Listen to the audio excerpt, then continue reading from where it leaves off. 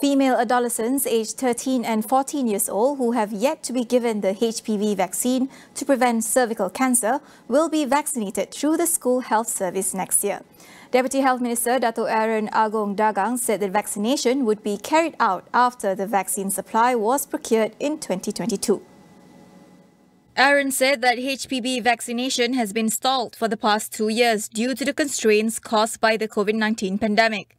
He was replying to a question from Pematang Pau MP Nurul Izzah Anwar, who asked about the government's commitment to ensure those who miss HPV vaccination would be given the vaccine soon. He also said that the government had yet to implement a policy to vaccinate male adolescents.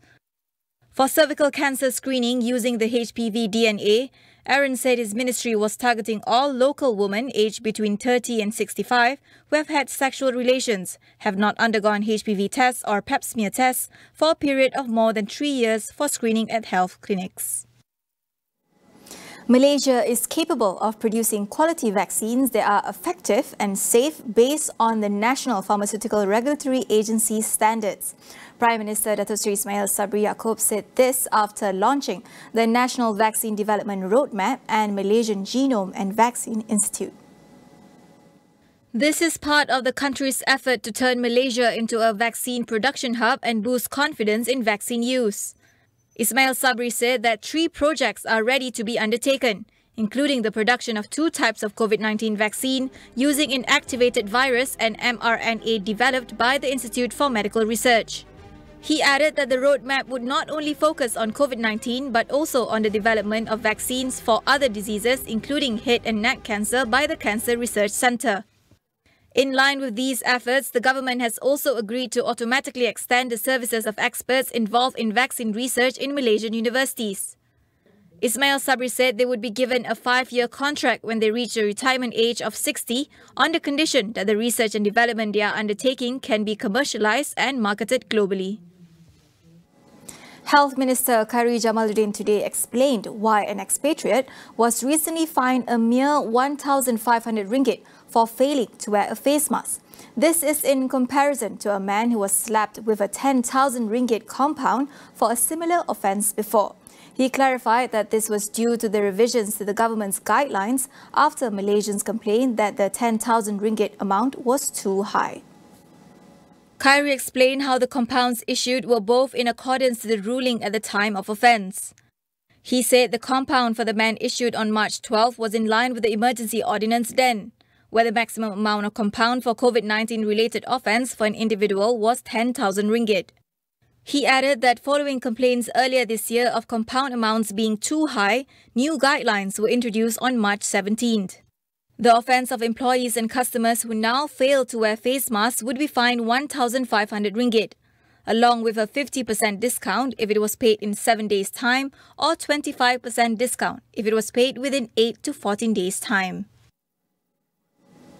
Former Prime Minister Dato' Sri Najib Razak has claimed that the country's budget 2022, worth over 332 billion ringgit, is susceptible to too many risks. He blamed the financial woes the country is under on past governments, mainly for abolishing the goods and services tax and implementing half-baked lockdown measures to curb COVID-19. Lockdown separuh masa yang antara paling panjang tempohnya dalam dunia yang dilaksanakan oleh bapa lockdown Malaysia dari kerajaan dahulu telah menghancurkan kewangan dan kehidupan ramai. Tetapi kadar jangkitan serta kematian COVID-19 berbanding saiz penduduk adalah tertinggi di ASEAN dan antara tertinggi di dunia bagi tahun ini. He added that 600 billion ringgit spent in the last 18 months did not benefit the lives of the rakyat and has put the nation's finances at a critical level. As for the GST, Najib said its abolishment has significantly impacted the country, especially in terms of managing COVID-19, where tax revenue collected from those who benefited from the pandemic could be instead channeled to those severely affected. He explained how these measures had forced the government of the day to borrow more to tackle the deficit in order to prepare its biggest budget to date. Does Budget 2022 reflect a gender-responsive budget in which equality is central in policies and allocations? Tonight on Consider This, we ask our guests about how we can achieve more equitable resource allocation for women through the budget process. That's coming up after our Wani Tonight. We'll take a short break. Stay with us.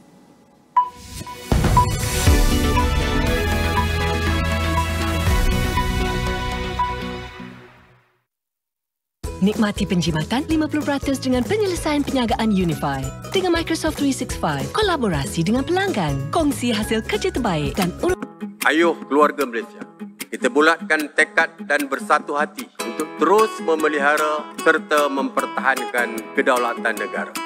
Sebagai keluarga Malaysia yang besar, kita harus bertoleransi dalam semua perkara. Hormat menghormati serta mengekalkan perpaduan rakyat yang berbilang kaum, agama dan bangsa serta integrasi nasional silang budaya adalah tunjang kekuatan kita sebagai sebuah negara bangsa yang berjaya. Umpama selembar benang dikait, ditenun dan dijalin, akhirnya menjadi kain yang sempurna indah.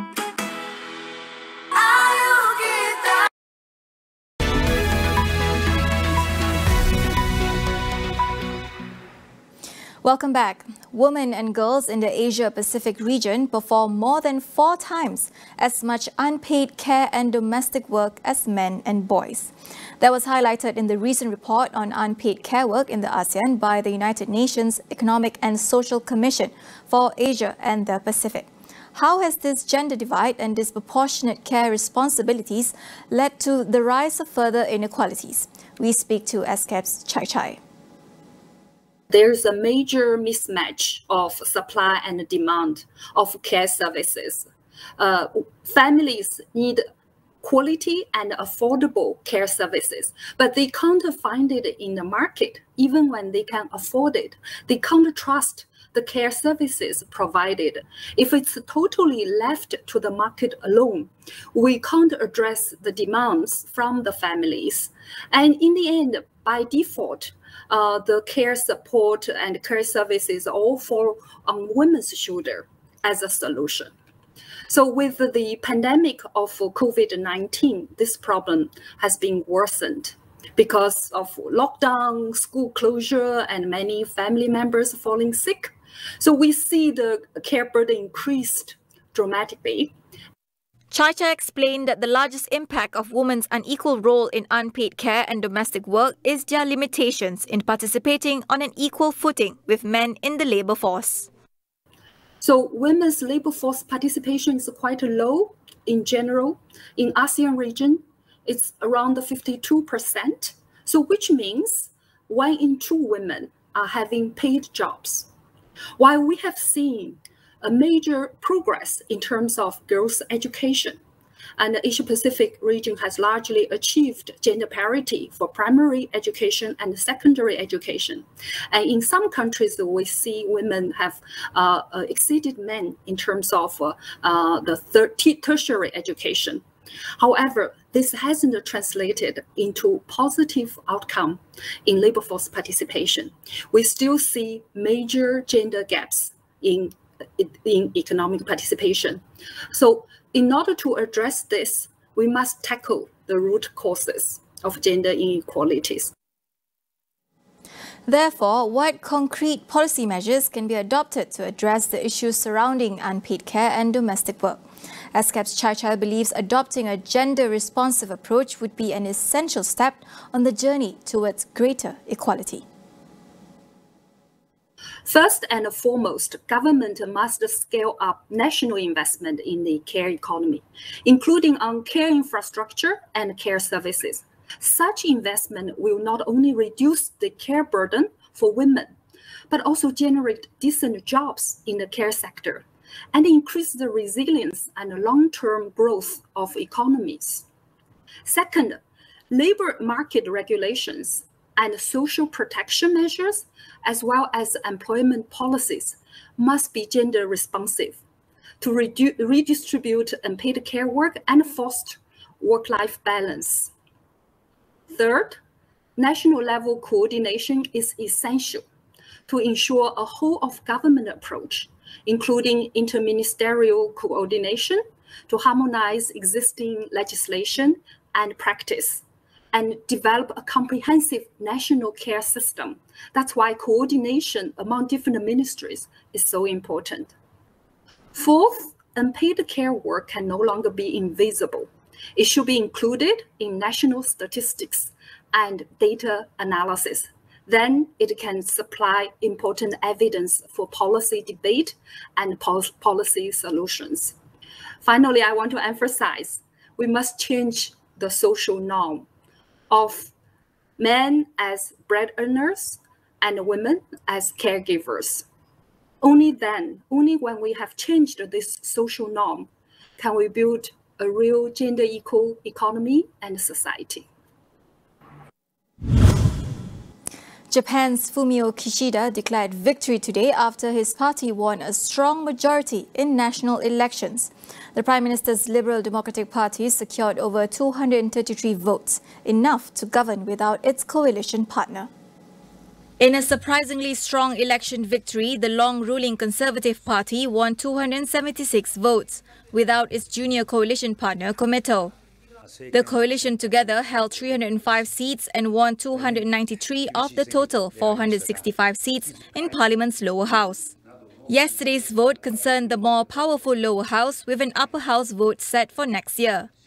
Kishida became Prime Minister a month ago as predecessor Yoshihide Suga quit after a year in office due to overwhelming pressure for handling the pandemic. Thailand reopened its international borders today, the first time in 18 months. The move, deemed one of the biggest reopening gamble in Asia, could mark the revival of mass tourism in the pandemic era. Hundreds of fully vaccinated travellers from over 60 countries arrived in capital Bangkok without needing to undergo mandatory quarantine. All they have to do is test negative for COVID-19 upon arrival at the airport. The countries under Thailand's green list include the US, China, Singapore, Malaysia, Japan, India and most of Europe. Vaccinated visitors from countries not on the list can travel to Bangkok and 16 regions, but confined to initial destination for 7 days before being allowed to travel elsewhere. Meanwhile, Australia also eased its international border restrictions today.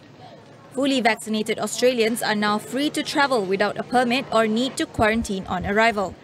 Initial flights are limited to Australian citizens, permanent residents and immediate families, while overseas tourists and international students still face restrictions when coming into Australia.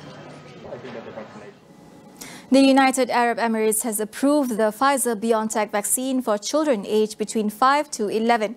Previously, it only approved the use of the COVID-19 vaccine for children above 12 years old. Clinical trial results revealed safety and efficacy of the vaccine for children between 5 and 11 years old. The only other vaccine approved for young children in the UAE is Sinopharm, used for those aged between 3 to 17. Meanwhile, the government said people with chronic diseases who got Pfizer or Russia's Sputnik V shots can now get a third booster dose. Previously, it rolled out booster shots to people fully vaccinated with Sinopharm. That is all we have for you on Awani Tonight. Get the latest news update on COVID-19 and COVID-19 vaccines from astroawani.com and the Astro Awani app. I'm Fahana Sheh. We'll see you again.